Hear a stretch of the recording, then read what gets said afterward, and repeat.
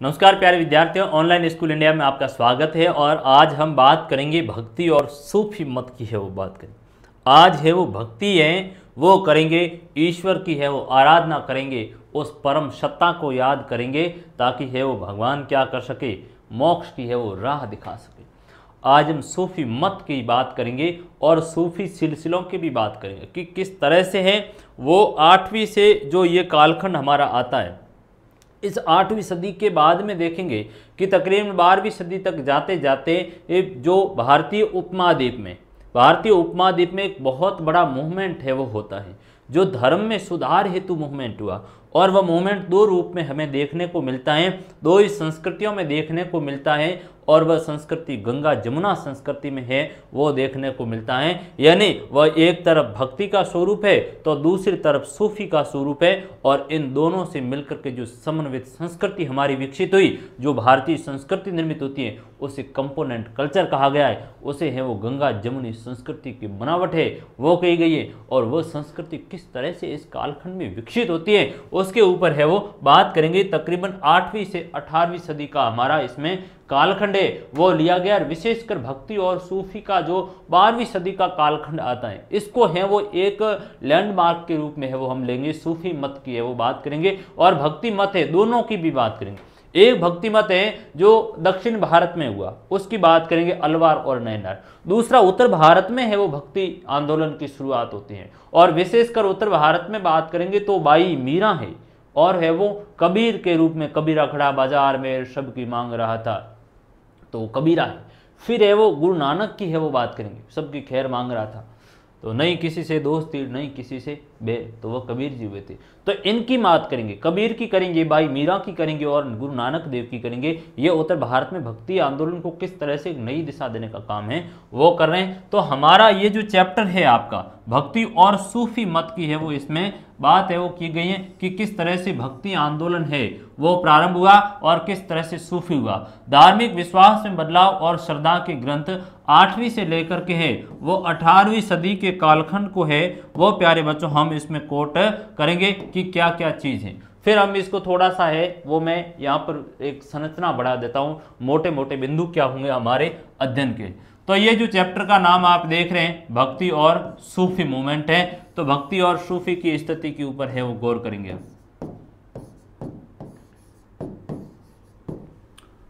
तो आरंभिक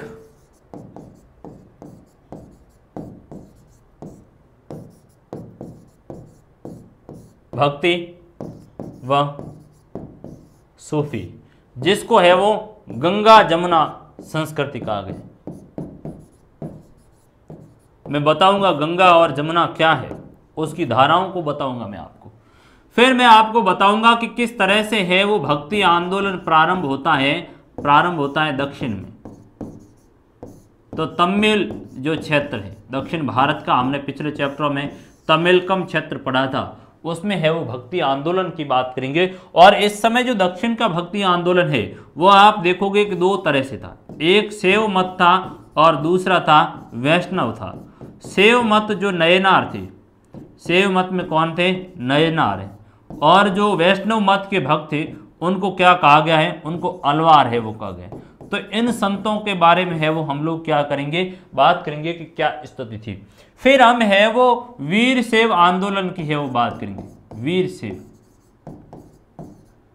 किस तरह से दक्षिण में है वो वीर शैव पनपा, और ये काम था वो चन्ना का था, चन्ना बासवना, ये कलचुरी राजा का मंत्री था। और किस तरह से वो इन्होंने कन्नड़ में वचन लिखनों की है वो बात की गई और अपना अलग एक पंथ चलाने का काम है वो चन्ना बासु कर रहा। आज भी हैं वो, लिंगायतों का बड़ा योगदान है, साउथ में देखेंगे तो समय समय पर इनके आंदोलन होते रहे। कर्नाटक में विशेषकर इनकी है वो आबादी है चन्ना बासु और इनकी। फिर हम बात करेंगे कि किस तरीके से है वो इस्लाम का आगमन होता है। इस्लाम का आगमन एक नई संस्कृति का है वो आगमन हुआ और इस्लाम में है वो एक सुधारवादी आंदोलन शुरू होता है। ये भक्ति और सूफी बेसिक क्या है, धर्मों में सुधारवादी आंदोलन थे।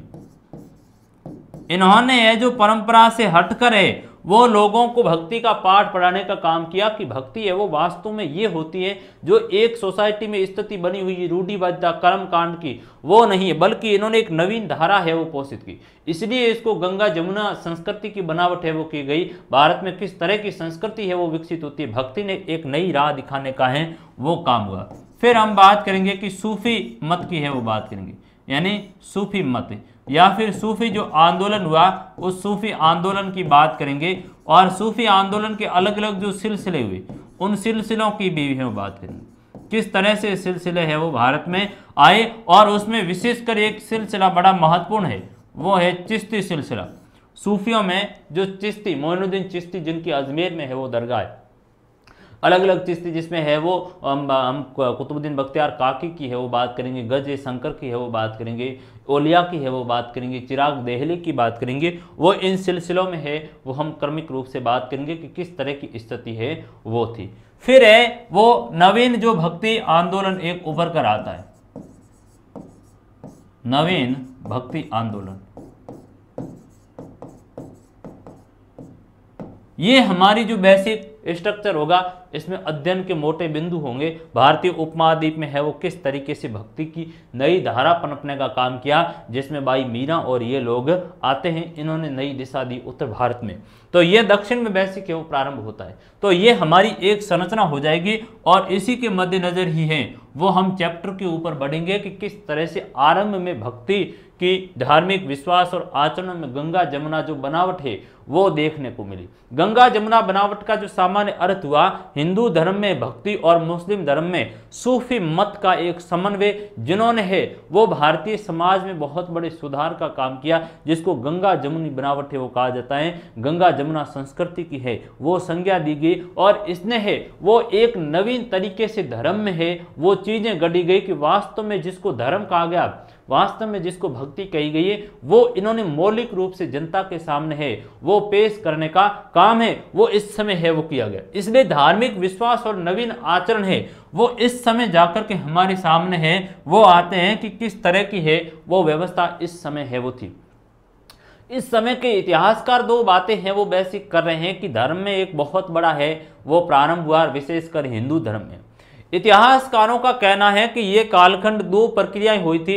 एक तो ये हुआ था कि इस समय भक्ति के दौर में है वो जो पहले चार वर्णों की हमने बात की थी, जिसमें ब्राह्मण है, क्षत्रिय है, वैश्य है और शूद्र, जो चार वर्ण थे। इन चार वर्णों के अलग जो लोग हैं उनको एक तरह से ब्राह्मण ग्रंथों के अध्ययन करने की अनुमति नहीं थी।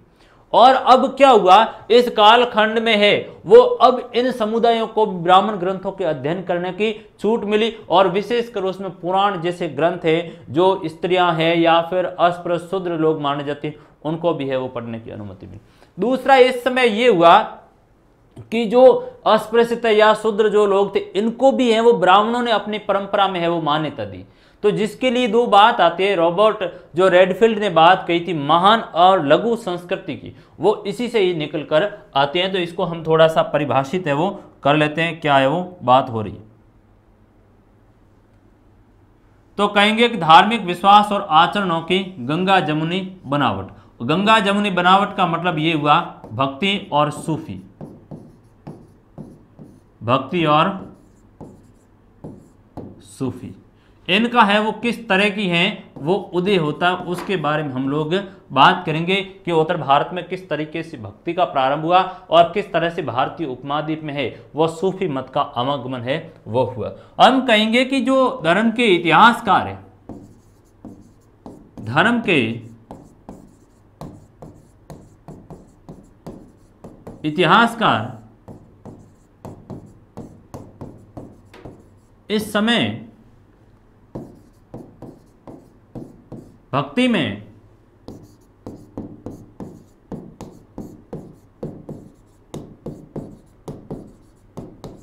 दो प्रक्रियाओं का उल्लेख है वो करते हैं।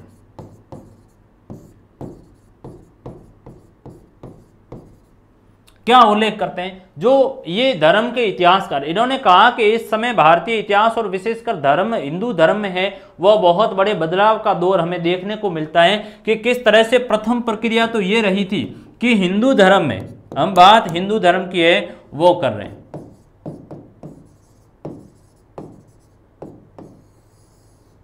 इन्होंने कहा कि हिंदू धर्म में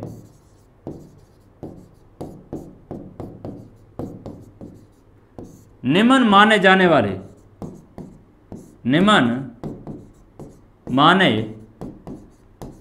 वाले वर्गों कौन है? उसमें स्त्रियां हैं, शूद्र, अस्पृश्य, जो भी निम्न माने जाने वाले वर्गों के लोगों को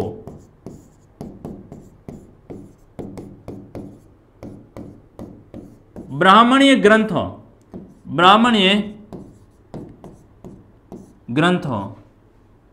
जैसे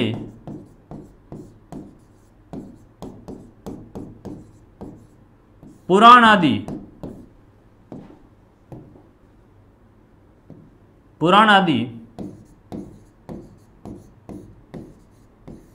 पढ़ने की अनुमति दी गई। यानी महत्वपूर्ण बात यह निकल कर आई कि साहब इस समय है वो जो शूद्र समझे जाते थे, इनको क्या हुआ कि ब्राह्मण धर्म ग्रंथों जिसमें पुराण है वो पढ़ने की छूट दी गई, और पुराण उस समय है वो स्थानीय जनता के है वो पढ़ने लायक रहे। भागवत पुराण वगैरह, मत्स्य पुराण, ये 18 पुराण है हमारे, हमने बात की थी उस समय, हमने कहा था। एक बात तो ये बड़ा बदलाव यहाँ पर देखने को मिला। दूसरा जो बदलाव ये आता है कि इस व्यवस्था को ब्राह्मणों ने है वो स्वीकार किया। तो कहेंगे कि निम्न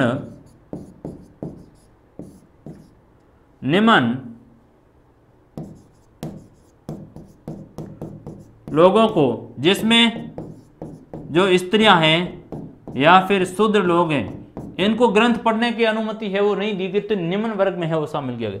तो निम्न लोगों को ब्राह्मणों ने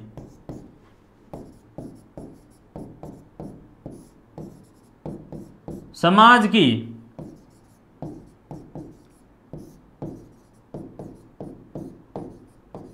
मुख्य धारा में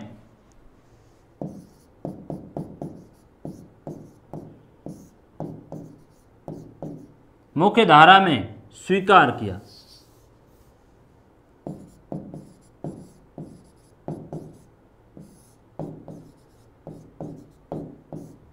मुख्य धारा में है वो स्वीकार किया। ये बड़ा बदलाव इस समय के है वो दौर में देखा गया था कि किस तरीके से एक बड़ा है वो जो द्वंद्व पला हुआ था, एक बड़ी स्थिति थी, एक बड़ा कॉन्फ्लिक्ट था, उसको अब ब्राह्मणों के द्वारा स्वीकार किया गया। क्योंकि इससे पहले की थोड़ी स्थिति में एक मैं बीच में स्लाइड लेके आपको बताता हूं कि घटनाक्रम दरअसल में माजरा क्या है। माजरा ये था कि वेद, जो वेदों यानी 4 वेद है, फिर है वो आपके ब्राह्मण ग्रंथ है, फिर आरण्यक है,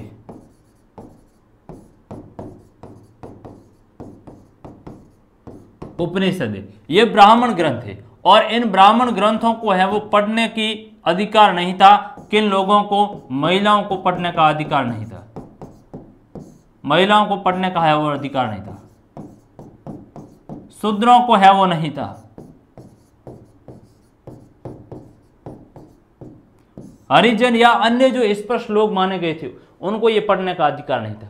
तो अब ये जो सारी स्थिति कब थी? ये सारी हमने प्राचीन कालखंड में है वो देखी थी। इतिहास के है वो एक तरीके का आपका वेदों का कालखंड प्रारंभ होता है, विशेषकर उत्तर वैदिक काल। ये सारी जो स्थितियां थी वो तकरीबन चलती रही 1000 बीसी मतलब ईसा पूर्व, 1000 ईसा पूर्व से लेकर के तकरीबन का जो दौर आता है वो हमारा 6ठी सदी तक का आता है। 6ठी सदी सी यानी ईसवी सन तक का। ये जो 1600 वर्षों का कालखंड था इसमें इन लोगों को अधिकार नहीं था। अब पहली बार आते हैं उस समय 10वीं सदी के कालखंड में है वो ये सारे अधिकार प्राप्त हुए। तो इससे ये इंगित चीज हुई कि साहब इनको अब ये ग्रंथ पढ़ने का अधिकार है, और ब्राह्मणों ने भी है वो इस व्यवस्था को स्वीकार करने का काम है वो किया, जिसके कारण है वो बड़े बदलाव है वो देखने को मिलते हुए। एक जो समाजशास्त्री वे थे, समाजशास्त्री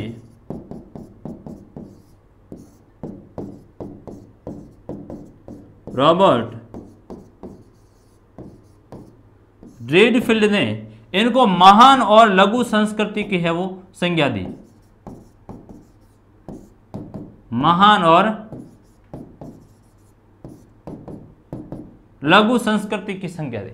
इसका मतलब ये हुआ, जो रॉबर्ट रेडफील्ड ने कहा कि ये महान संस्कृति का समय था, क्योंकि जो कृषक लोग थे उन्होंने क्या किया कि जो बड़े अभिजात वर्ग जैसे पुरोहित हैं, राजा हैं, उनके मूल्यों को स्वीकार किया, तो ये महान संस्कृति। दूसरा इन्होंने कहा कि लघु यानी अपने समकक्ष जो लोग थे और अन्य जो लोकाचार मर्यादा थी उनको भी स्वीकार किया, उनको है वो किसमें शामिल किया, लघु संस्कृति में, का लघु परिपाटी में है वो का। इसके कारण है वो धर्म में बड़े बदलाव देखने को मिलते हैं कि क्या किया कि इन छोटे लोगों ने, किसने, कृषक लोगों ने छोटे लोगों ने है वो बड़े लोगों के जो मूल्य थे उनको स्वीकार किया। आज भी अक्सर हम देखते हैं बड़े जो करते हैं उस तरह हमें भी करने में लग जाते हैं। तो कृषक लोगों ने क्या किया कि जो राजा है या जो पुरोहित है, इनकी जो परंपराएं हैं, इनके जो मूल्य हैं, उन मूल्यों को इन्होंने है वो आत्मसात किया। इनके मूल्यों को क्या किया, स्वीकार किया, आत्मसात है वो किया, यानी ग्रहण है वो किया। तो एक ये स्थिति थी जिसको महान परिपाटी की उपमा दी गई रॉबर्ट रेडफील्ड ने, जिसमें कहा कि धर्म में बड़ा परिवर्तन हुआ।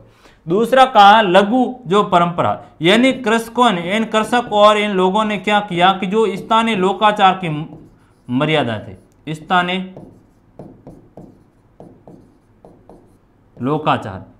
लोकाचार का मतलब हुआ स्थानीय लोगों की परंपराएं, स्थानीय लोगों की परंपराएं, छोटे लोगों की अपने अलग अलग प्रत्येक वर्ग की मर्यादाएं, तो उनको भी इन लोगों ने है वो लागू किया। तो जिसको कहा गया लघु परिपाटी की संज्ञा दी गई। क्या की गई, इसको लघु परिपाटी है वो कहा गया। तो इस कारण से है वो भक्ति में बड़ा बदलाव देखने को हमें मिलता है कि किस तरीके से पहले ब्राह्मणों ने कहा कि आपको ग्रंथ है वो पढ़ने का अधिकार नहीं है, पढ़ के क्या करोगे, अब उन्हीं ब्राह्मणों ने इसको सहमति दे दी गई।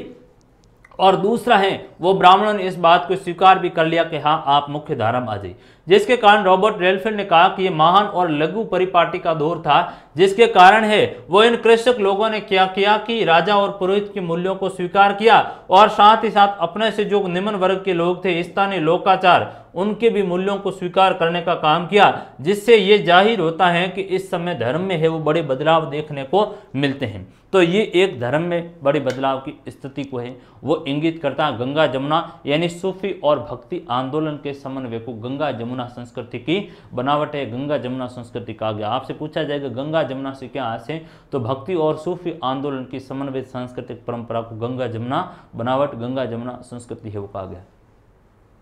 इस तरफ एक मूर्तियां हैं वो लगी हुई, ये लकड़ी की मूर्तियां हैं और ये जगन्नाथ का मंदिर है। किन का मंदिर है, जगन्नाथ। जगन का मतलब हुआ जगन्नाथ यानी पूरे जगत का स्वामी।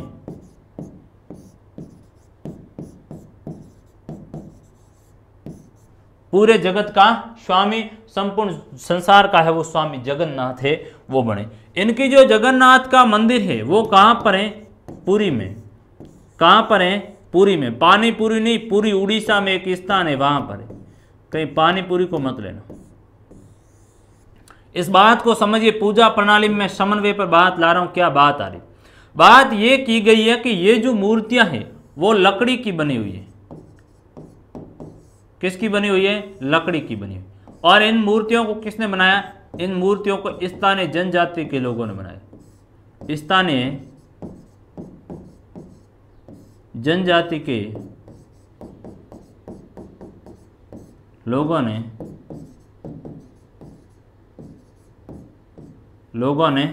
बनाया। ये 3 मूर्तियां हैं जिसमें बात है वो की जा रही। ये कृष्ण की बहन है सुभद्रा। कौन है ये, सुभद्रा है, ठीक है। ये कौन है, ये कृष्ण जी है, खुद काले, तो कृष्ण जी है वो काले हैं। और ये दाऊ है, बलराम है। इन तीनों की मूर्तियां, बलराम है, दाऊ, कृष्ण के जो बड़े भाई भ्राता थे और बहन सुभद्रा।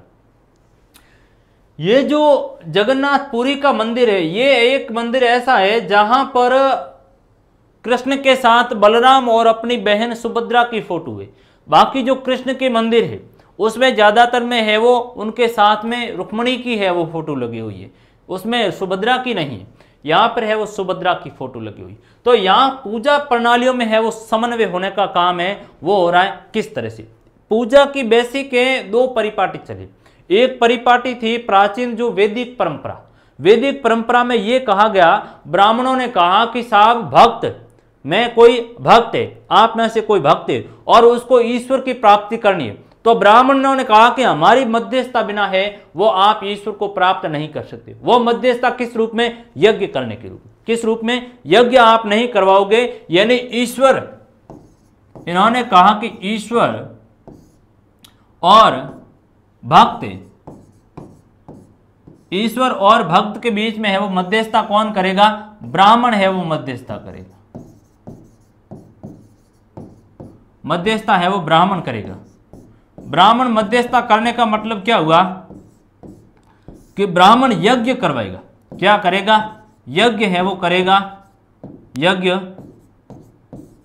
करेगा और उसमें ब्राह्मण है वो आहुति देगा, मंत्रोच्चार का है वो करेगा कि किस तरीके से है वो ईश्वर को उसमें याद है वो करेगा, उसमें आहुति देगा। ओम भूर्भुवस्सुः तत्सवितुर्वरेण्यं भर्गोदेवस्य धीमहि धियो यो न प्रचोदयात् स्वाहा। तो उसने कहा ब्राह्मण ने कि भाई मैं आपका है वो क्या कर रहा हूं, मैं आपके लिए मध्यस्थता का काम कर रहा हूं, मंत्र उच्चार कर रहा हूं और कह रहा हूं कि हमारे ये भक्त हैं, इनके लिए प्रभु आप है, इनकी मनोकामनाएं पूरी कीजिए, इनकी बरकत है वो कीजिए। तो ईश्वर और भक्त के बीच में जो मध्यस्थता है वो ब्राह्मण करेगा यज्ञ के द्वारा, उससे है वो ईश्वर प्राप्त होगा। ये कौन सी परिपाटी है? ये वैदिक परिपाटी है। ये कौन सी है? प्राचीन वैदिक परिपाटी है, प्राचीन वैदिक परिपाटी। एक दूसरी परिपाटी का इस समय उदय हुआ और जिसमें तांत्रिक है वो व्यवस्था थी। तांत्रिक परिपाटी निकल कर आई और तांत्रिक परिपाटी में कहा कि ईश्वर को जो प्राप्त करना है वो भक्त खुद अपने खुद है, वो स्त्री और पुरुष जो क्या करेगा, खुद है वो तांत्रिक टोटके करके ईश्वर को प्राप्त करने हेतु प्रयत्न करेगा, खुद अपने पूजा के बल पर है वो ईश्वर को प्राप्त करने का प्रयत्न करेगा। उसमें ब्राह्मण की कोई मध्यस्थता नहीं। तो ये बात निकल कर आए तो इसमें काफी कॉन्फ्लिक्ट हुआ, काफी विवाद हुआ कि ईश्वर है वो ब्राह्मणों ने कहा कि हमारे बिना ईश्वर प्राप्त हो नहीं सकता। दूसरी तांत्रिक व्यवस्था जिसमें कहा गया कि कोई स्त्री और पुरुष वो क्या करें, ईश्वर को है वो प्राप्त करना है, तो उसमें किसी भी दूसरे पक्ष की है वो आवश्यकता नहीं। ये एक बड़ी व्यवस्था आई। इसको है वो इस तरीके से मैं लिख लेता हूं, पूजा की दो पद्धतियां। मैं मूल बात पर आऊंगा। तो पूजा की दो पद्धतियां इस समय थी।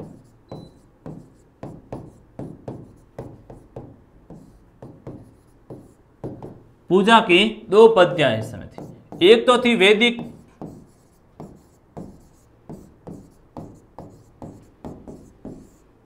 परिपाटी। और वैदिक परिपाटी में क्या आ रही थी? गिरावट आ रही थी, क्योंकि जो वैदिक देवता थे जैसे इंद्र है, अग्नि है, सोम है, वैदिक देवताओं में क्या आ रहा था? इस समय गिरावट आई। जैसे आप देख लो वैदिक देवता जिनका उल्लेख वेदों में, इंद्र, देवराज इंद्र, अग्नि, सोम, मित्र, इनमें क्या आई? गिरावट आई। इनकी स्थान है वो ले लिया किसने? विष्णु ने ले लिया। विष्णु ने लिया, शिव ने लिया या देवी ने लिया। तो एक तो यहां पर है वो बड़ा बदलाव का दौर है वो चल रहा है और जिसमें कहा गया कि ईश्वर को यदि प्राप्त करना है तो इस यज्ञ हवनादि की है वो कोई आवश्यकता नहीं। एक तो यहां पर स्थिति निकल कर आई कि साहब बदलाव की है वो दौर चल रहा है वैदिक परंपरा में कि परंपरागत देवता अब गौण हो गए, अब दूसरे विष्णु, शिव और देवी हैं वो निकल कर आई। एक बात यहां पर है। दूसरी जो परंपरा थी वो तांत्रिक परंपरा थी और इसमें क्या था? इसमें यज्ञ अनिवार्य था। यज्ञ अनिवार्य था, ठीक है। और क्या था इसमें? और इसमें ब्राह्मण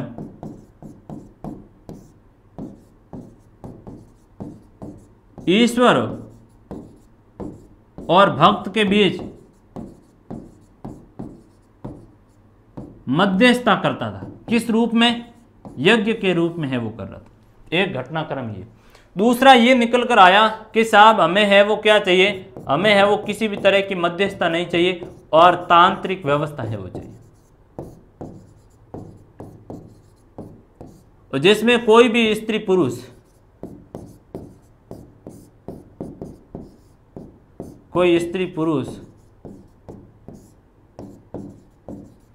स्वयं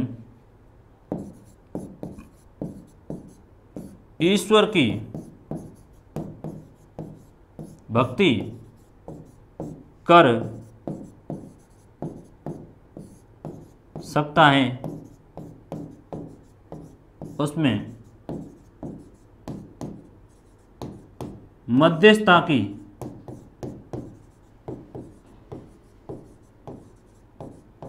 आवश्यकता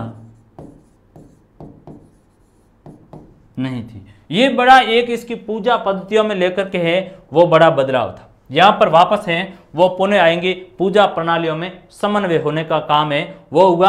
अब जो तांत्रिक थे उनमें समन्वय ये आया कि किसी भी तीसरे व्यक्ति की आवश्यकता नहीं है और पूजा पद्धति में है वो स्वयं व्यक्ति कर सकता है। एक बात तो ये है। दूसरी बात इसमें कही गई कि साहब जो पूजा हमें करनी है तो उस पूजा करने के लिए जो ब्राह्मणों द्वारा एक निश्चित व्यवस्था और निश्चित जो देव माने गए थे, अब उनसे हटकर जो अक्सर जनजाति पूजा कर रही थी उन्हीं देवताओं को सबके लिए है वो सर्वोच्च जगत का स्वामी जगन्नाथ को बना दिया। यानी पूजा की परिपाटी में इतना बदलाव आया कि एक स्थानीय देवता को है वो पूर्ण सृष्टि का निर्माता के रूप में कहा गया, जिससे भक्ति में बड़ी परंपरा है, बड़ी बदलाव देखने को मिला। हम कहेंगे कि स्थानीय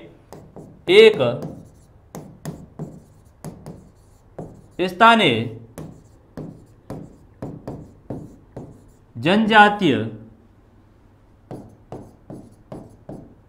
देवता कौन है? जगन्नाथ। कहां मंदिर है? पुरी। पुरी कहां पर है? उड़ीसा में है।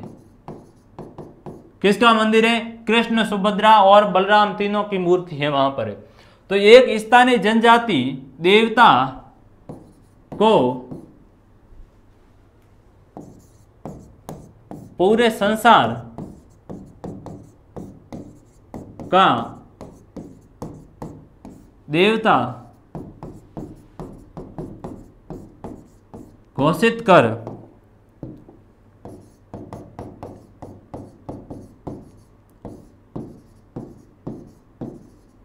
ब्राह्मणीय व्यवस्था और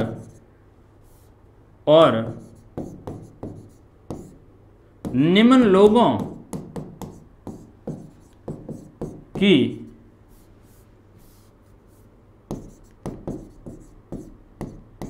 भक्ति परंपरा में समन्वय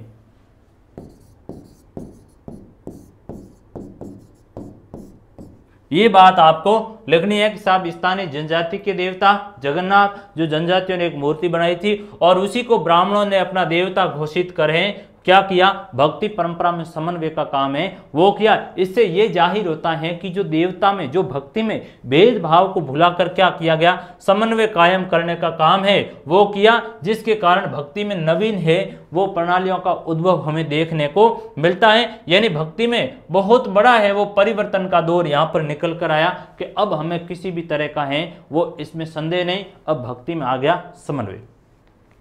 दूसरा बिंदु है भेद और संघर्ष की स्थिति। यानी भक्ति में किस तरह का है वो भेद और संघर्ष की स्थिति थी। भक्ति को यदि देखेंगे कि तो इतिहासकारों ने है वो पूजा पद्धति के आधार पर इसका विभाजन है वो किया।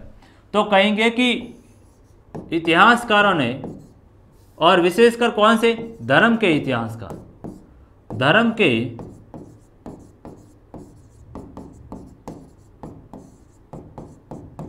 इतिहासकारों ने भक्ति को ईश्वर के मूर्त और अमूर्त आकार पर दो भागों में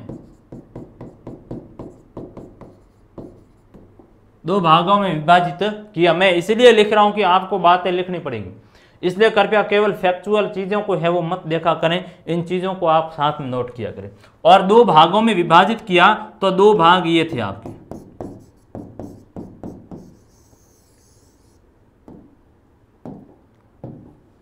दो भाग, एक सगुण था और दूसरा निर्गुण था।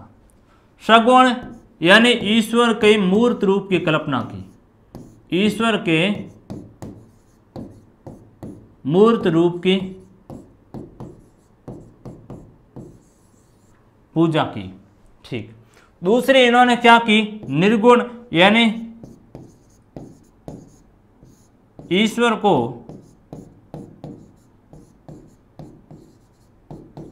निराकार माना, और निराकार के रूप में किसकी ये पूजा करते थे, ब्रह्म की पूजा करते थे। किसकी, ब्रह्म है उसको स्वीकार किया, तो निराकार के रूप में ब्रह्म की है वो बात की। जबकि यहां पर है वो पूजा में देवता की ये कर रहे थे, आपको पता हो तो, जैसे विष्णु की कर रहे थे या शिव की कर रहे थे, लिंग के रूप में है वो पूजा करने का काम है वो कर रहे।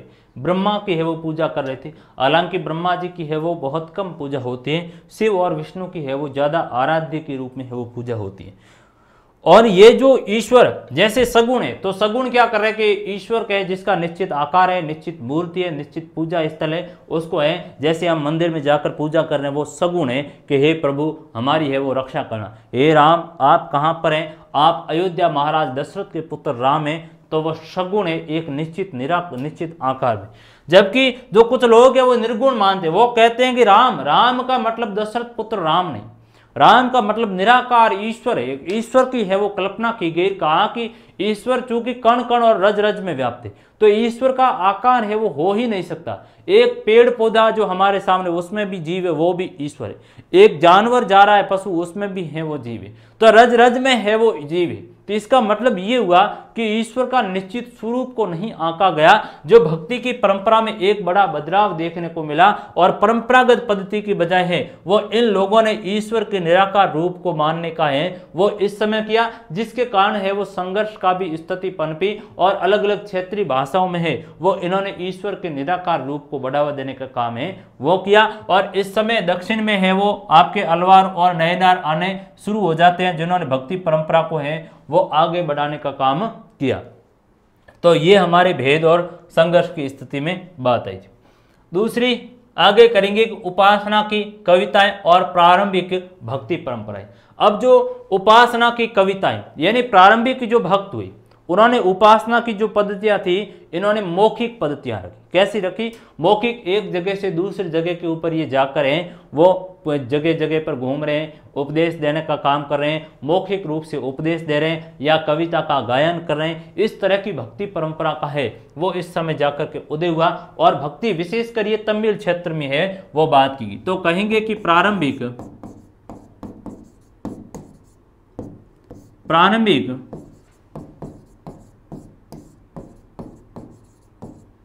भक्ति परंपरा में भक्ति संतों ने मौखिक कविताओं के माध्यम से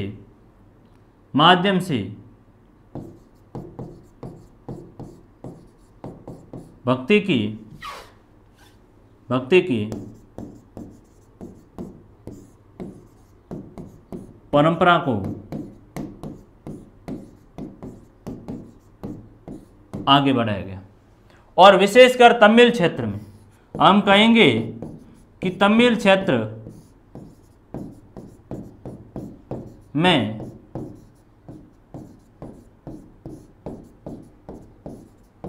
भक्ति संतों ने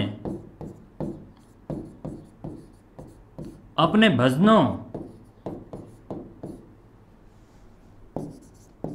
के माध्यम से भक्ति परंपरा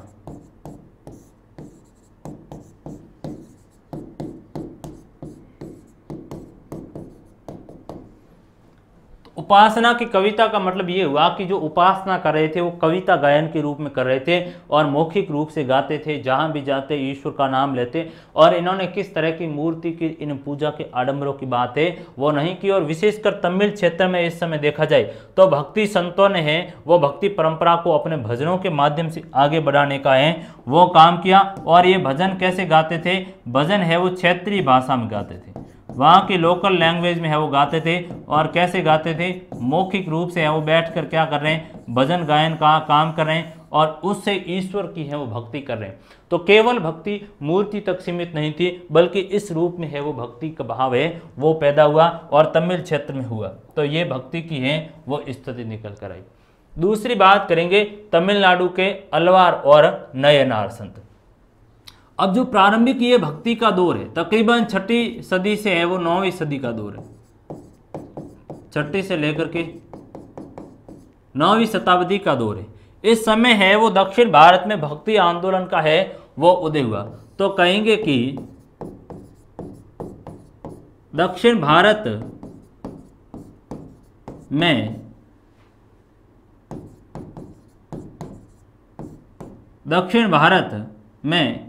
तमिल क्षेत्र में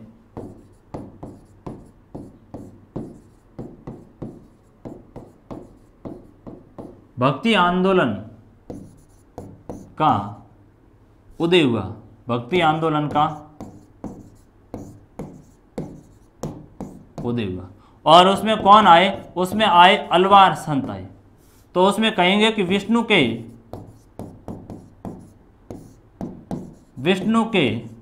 भक्त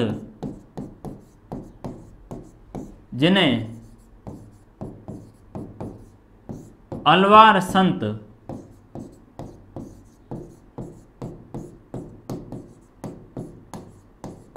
कहा गया है। तो अलवार संत है वो विष्णु के भक्त थे, अलवार संत है वो इनको कहा गया। 12 है वो मुख्य अलवार संतों की संख्या है वो बताई जाती। कितने हैं? 12 अलवार प्रमुख संत हुए थे।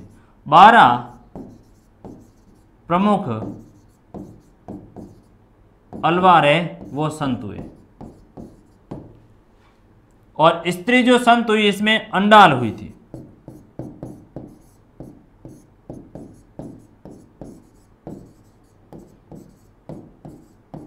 हालांकि हमारे आगे स्त्री भक्त आता उसमें बात ही अंडाल की हम पुनः है वो लिखेंगे। दूसरी जो बात यहां पर संत आए वो शिव जी के आए, शिव भक्त है वो निकल कर आए। और शिव भक्त हैं, शिव जी के जो भक्त है उनको क्या कहा गया है उसको भी देख लीजिए। दूसरे थे शिव भक्त और शिव भक्त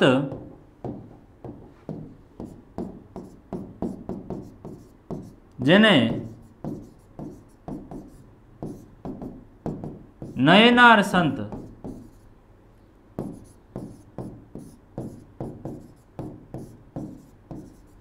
कहा गया है। इनकी जो यदि संख्या की बात की जाए तो तकरीबन 63 के आसपास है वो मुख्य संत माने जाते हैं। 63 है वो प्रमुख संत माने जाते हैं। फिर इनका जो ग्रंथ है नयनारों का वो तवरम है। तवरम है वो क्या है? इनका ग्रंथ है।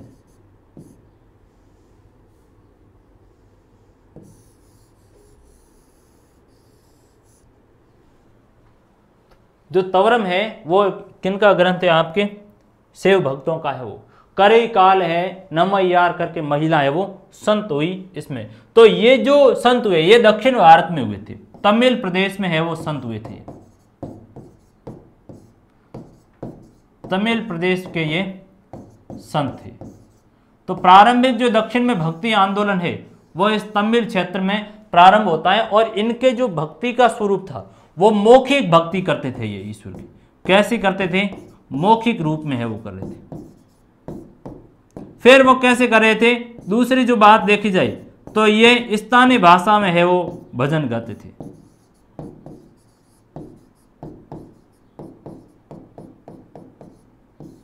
स्थानीय भाषा में क्या करते थे ये लोग है वो भजन गाते। इनकी जो विशेषताएं देखी जाए तो ये 4 वर्णों के परे हैं वो व्यवस्थाओं को स्वीकार इन्होंने किया था। तो जो दक्षिण भारत के इन सेव और अलवार और नयनार, अलवार और नयनार संतों की विशेषता, आपसे सवाल पूछा जाएगा ये 4 अंक में। तो अलवार और नयनार जो संतों की विशेषता की है वो बात आती है। पहली बात तो यह है कि जो इन संतों के अलवार और नयनार संतों के जो भजन होते थे, ये संत इन संतों के भजन मौखिक रूप में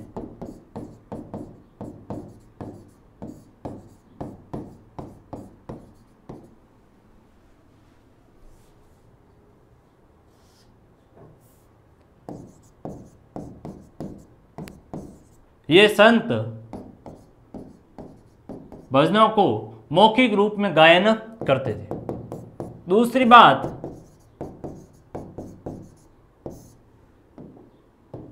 स्थानीय भाषाओं में उपदेश देते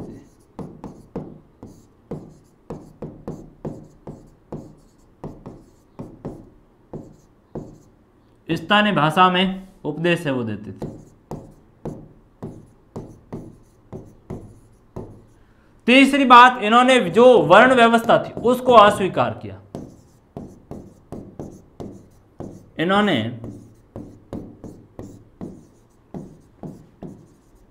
वर्ण व्यवस्था के परे सभी समुदायों के लोगों को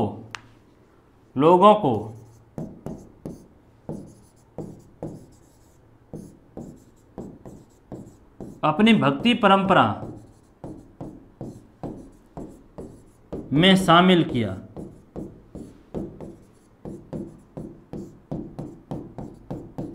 जैसे शिल्पकार हैं,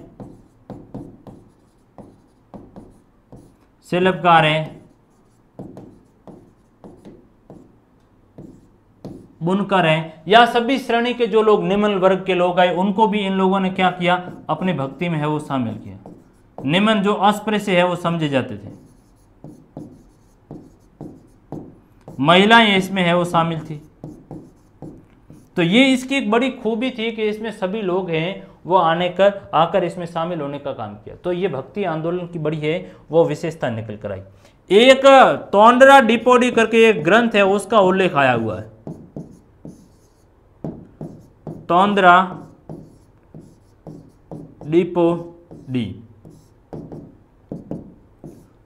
डिपोडी, जिसमें कहा गया कि हे ईश्वर, यह जो 4 वर्णों के परे लोग हैं वो दास लोग तेरी चरणों में है, वो क्या कर रहे हैं, आपकी चरणों में ही सेवा अर्पित कर रहे हैं, और ईश्वर है वो दास लोगों को स्वीकार करता है। यानी क्या हुआ, निम्न वर्ग के लोगों को है वो इसमें समाहित करने की कोशिश की गई तोंडरा डिपोडी ग्रंथ के अंदर। तो ये भक्ति आंदोलन की है वो बड़ी विशेषता रही। अलवार और नयनारों की दक्षिण भारत की परंपरा में है वो बात आती। आगे है वो हम बढ़ेंगे जाति के प्रति दृष्टिकोण। जाति के प्रति दृष्टिकोण का मतलब हुआ इन भक्ति संतों का जाति के प्रति क्या विचार था। तो इन संतों ने क्या है कि जाति जैसी व्यवस्था को स्वीकार है वो नहीं किया, उसको अस्वीकार किया, और सभी पंथों के सभी समुदायों के लोगों को है वो स्वीकृति थी, जिसके कारण तो है वो अलवार और नयनार में सभी वर्गों के लोग है वो शामिल आए।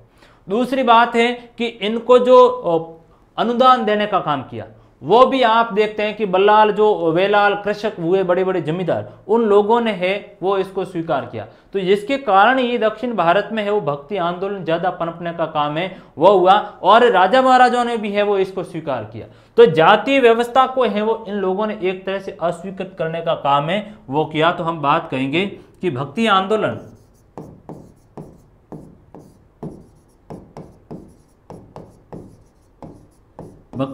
ने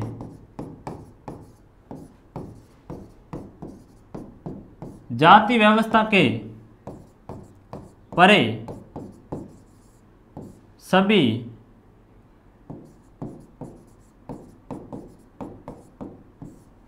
समुदायों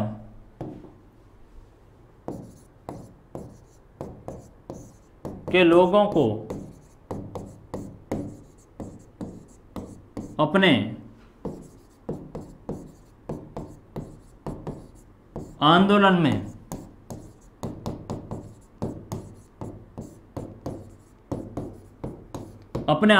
में शामिल किया।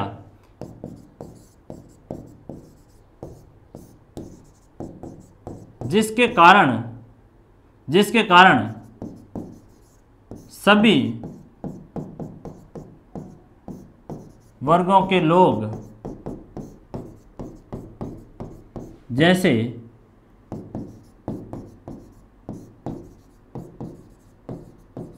निम्न अस्पृश्य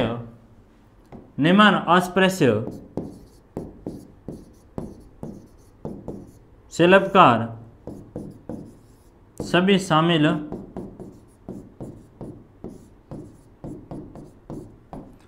शामिल है वो हुए। जाति व्यवस्था को इन लोगों ने वो नकारने का काम है वो किया। दूसरी जो यदि दृष्टिकोण हमें एक ये भी मिल रहा है कि किस तरीके से है वह उत्तर भारत में जो ब्राह्मणीय ग्रंथ वगैरह हुए थे, यहाँ पर राजपूत राज्यों का है वो उदय हुआ, तो यहाँ पर है वो इस व्यवस्था को नहीं स्वीकार किया। हमें इसके उल्लेख भी है वो कम मिलने का काम है वो कर रहा है। यानी जो जाति व्यवस्था के प्रति है दक्षिण भारत के भक्ति आंदोलन में विशेषकर हमें देखने को मिल रहा है, और इन्होंने वो किसी भी तरह की जाति व्यवस्था को अस्वीकार किया। इसके कारण तो है वो कि इनको सभी जो जाति के लोगों ने तो कहेंगे कि भक्ति संतों को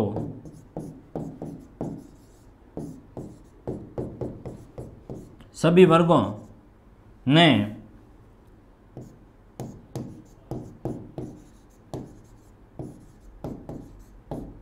अनुदान दिए।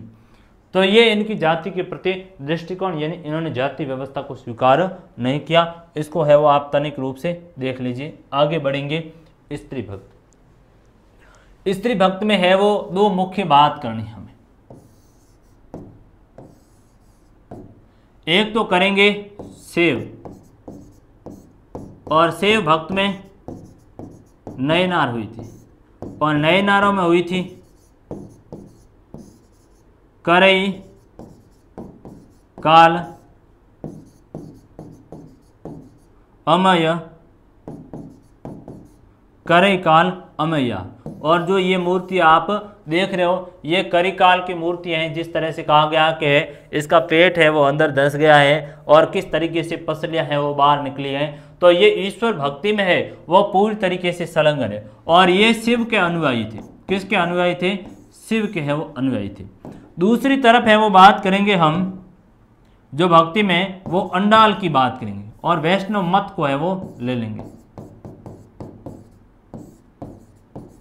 वैष्णव मत, और जो वैष्णव मत ये किसके उपासक आपके हैं? वो विष्णु के। तो जो संत हुए इनका नाम क्या है? अलवार संत है। और अलवार संतों में एक महिला हुई थी बच्चों, अंडाल। क्या नाम है? अंडाल है वो महिला संत हुई। इसको है वो दक्षिण की राधा कहा गया। क्या कहा गया है? दक्षिण भारत की राधा कहा गया।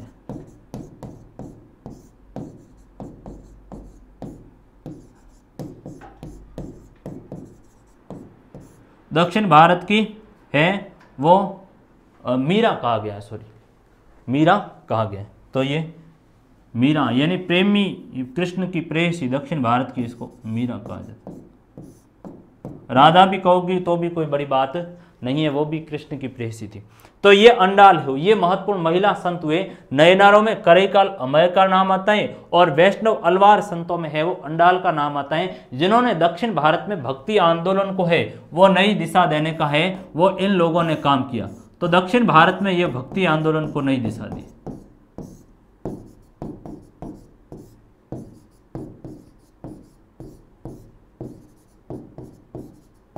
आपसे पूछा जाएगा कि भक्ति आंदोलन की दो महिला संतों के नाम है वो बताओ, ये आपका सवाल बनता है। तो उसमें आपको ये टाइप करना पड़ेगा अलवार और नयनार संत, करईकाल अमयकार का नाम, और दूसरा आता है वो अंडाल का नाम आता है कि जिन्होंने है वो भक्ति आंदोलन को नई दिशा देने का है वो काम किया, किस तरीके से अपने आप को स्थापित किया।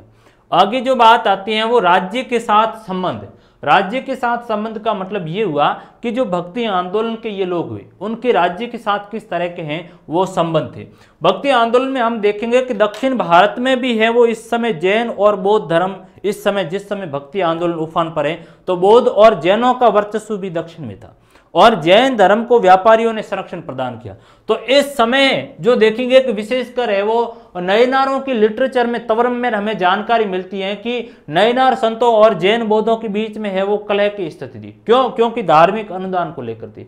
और बाद में बहुत से चोल राजा हुए जिन्होंने असंख्य मंदिर बनाए, जो शिव के राजेंद्र चोल वगैरह ने है वो बनाए थे, चिदम्बरम में बनाया था, फिर है वो गंगेकोंड चोलपुरम बनाया। तो ये राज्य के साथ उनके संबंधों को हमें बताना। तो कहेंगे कि भक्ति संतों को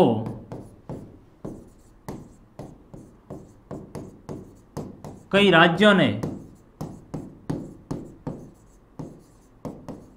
अनुदान देकर संरक्षण प्रदान किया। जैसे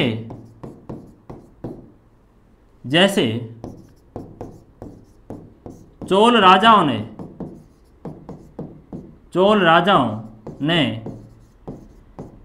कई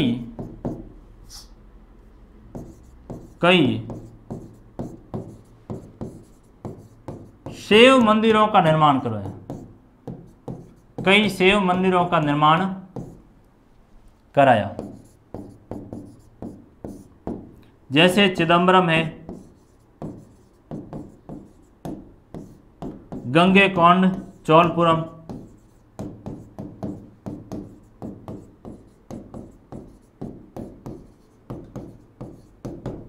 गंगेकोंड चोलपुरम है वो मंदिर स्थापित किया शिव का है। तो ये नयनार मत से संबंधित था। दूसरी बात आप देखोगे कि इन चोलों ने है वो असंख्य धातु मूर्ति का बनाई। जैसे ये जो आप एक मूर्ति देख रहे हैं ये नटराज की मूर्ति है। किसकी है? नटराज। नटराज का मतलब कौन है? शिव है। क्या कर रहा है ये? नृत्य करती हुई मूर्ति है। तो ये चोलों ने बनाने का काम किया। तो कहेंगे कि चोल शासकों ने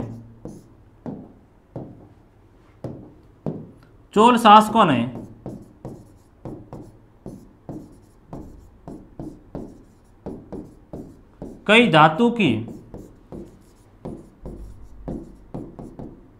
मूर्तियां बनाई। जैसे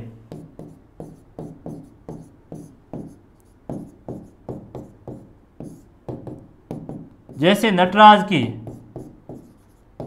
कांस्य मूर्ति,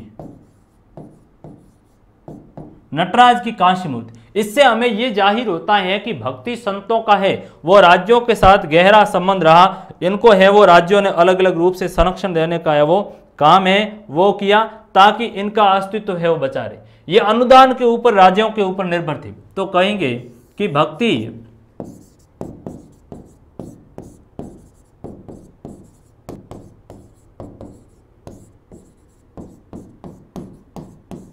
आंदोलन के संत राजकीय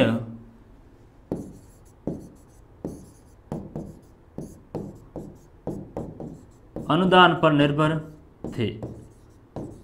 एक बौद्धों और जैनों का भी है वो उल्लेख हम कर देते हैं। तो कह देंगे कि जिस समय जो ये भक्ति आंदोलन अलवार और नयनार दक्षिण में पनप रहा था तो कह देंगे कि नयनार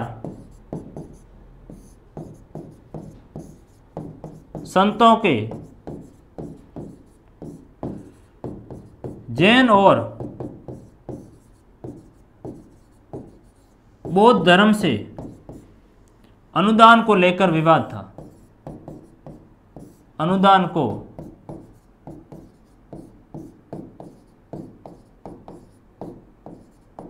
लेकर विवाद की स्थिति पनपी। इससे यह जाहिर होता है कि बहुत से जो इन भक्ति आंदोलन के संतों को हैं वो राजा महाराजाओं ने जो सहारा देने का काम है वो किया, और दक्षिण में विशेषकर पांड्यों का भी है वो बड़ा सहयोग रहा था। हमने है वो सरदारी पांड्य सरदारियों का उल्लेख है वो पिछले चैप्टर में पढ़ा, तब है वो हमने बात की थी। तो चोलों ने है वो विशेष रूप से संरक्षण देने का काम है वो किया। पल्लवों का भी बड़ा योगदान है वो रहा। तो इससे ये जाहिर होता है कि भक्ति आंदोलन के संतों का है वो विशेष योगदान रहा, और तमिल लिटरेचर में है वो इन्होंने अपने पदों को लिखने का काम है वो किया। तो आज की क्लास मोटे तौर पर है वो हमारी यहीं पर है वो संपन्न हुई। तो साथ ही साथ में आप सारी जो क्लासें आपको इस तरफ है वो प्लेलिस्ट में मिलेगी। प्लेलिस्ट में आप सारी क्लासों को क्रमिक रूप से है वो देखें, और क्लास को आप ज़्यादा से ज़्यादा शेयर भी करें ताकि अन्य क्लासों को भी मैं बेहतर तरीके से वो करवाऊँ। तो आपका एक ये इतना फ़र्ज़ बनता है कि कृपया क्लासों को आप शेयर करें। टेलीग्राम ग्रुप को ज्वाइन कर लीजिए ताकि जो ही आपको कोई क्लास आती तो उसकी जल्दी से आपको है वो अपडेट है वो मिल जाएगी। और प्लेलिस्ट को जरूर खंगालें। एप्लीकेशन भी जल्दी आएगी, उसमें आपको सारी चीज़ें हैं वो एक ही मंच के ऊपर चीज़ें मिलेगी ताकि आपकी पढ़ाई है में सहूलियत हो। तो इसी के साथ बहुत बहुत